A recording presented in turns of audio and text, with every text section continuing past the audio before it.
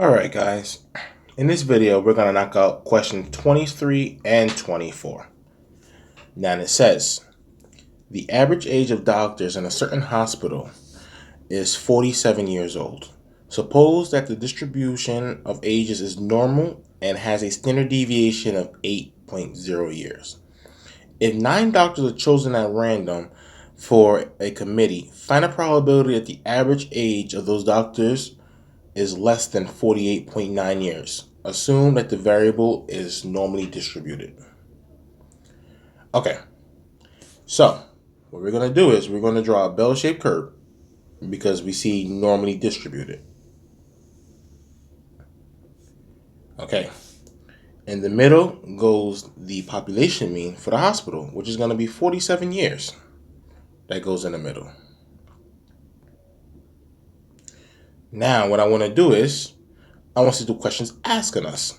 The question says, if 9 doctors are chosen at random from a committee, find the probability that the average age of those doctors is less than 48.9 years.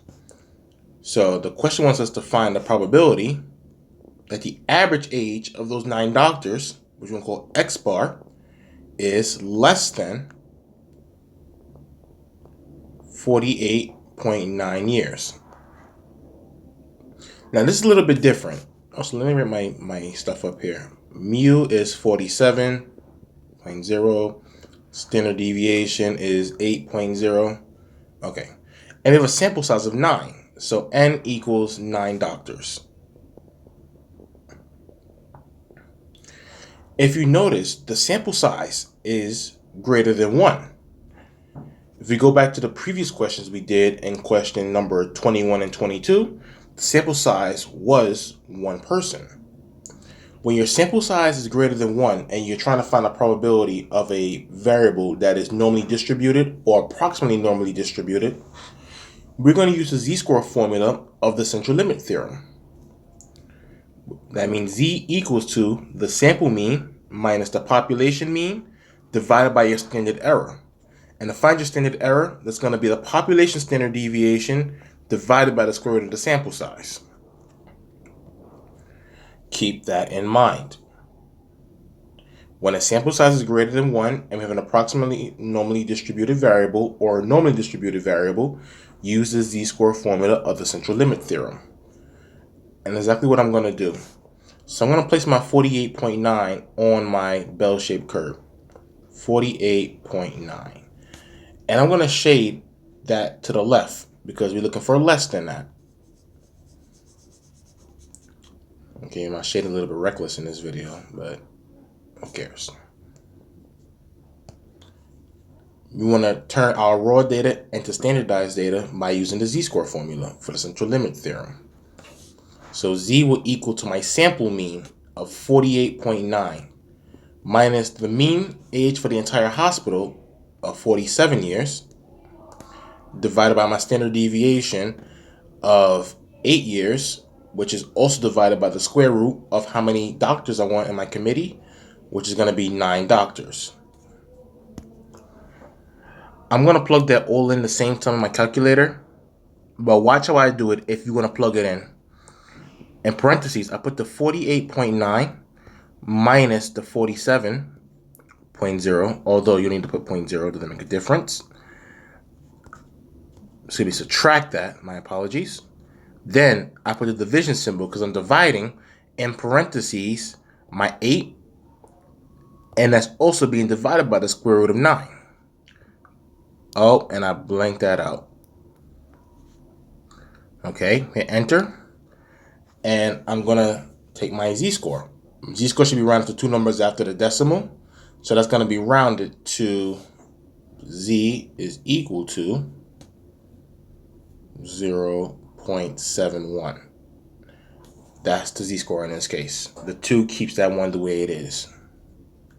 Now, we're going to find a probability of that z-score. Goes to our table. That's 0.71. So we're going to 0.7 over the 1. That's going to be 0.7611. 0.71, 0.7611, so 0.7611, and because it's shaded to the left, that's going to be our answer.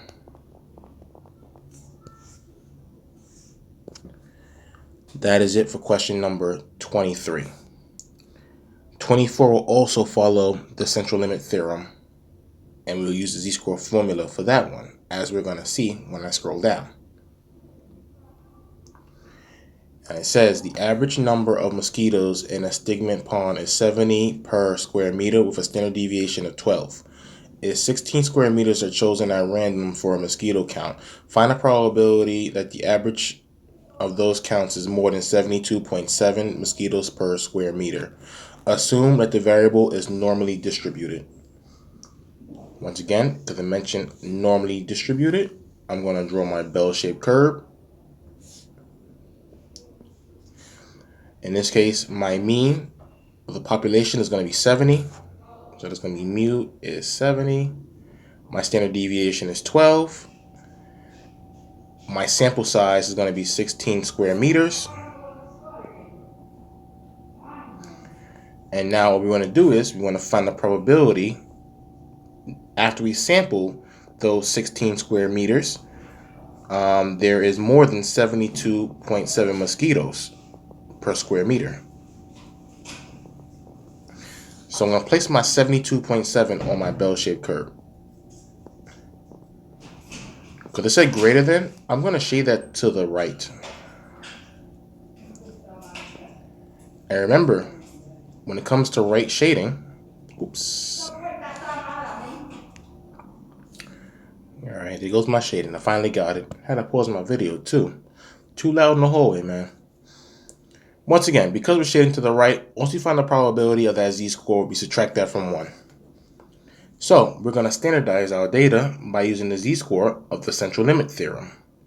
So z equals our sample mean minus our population mean divided by the standard error, which is the standard deviation divided by the square root of the sample size.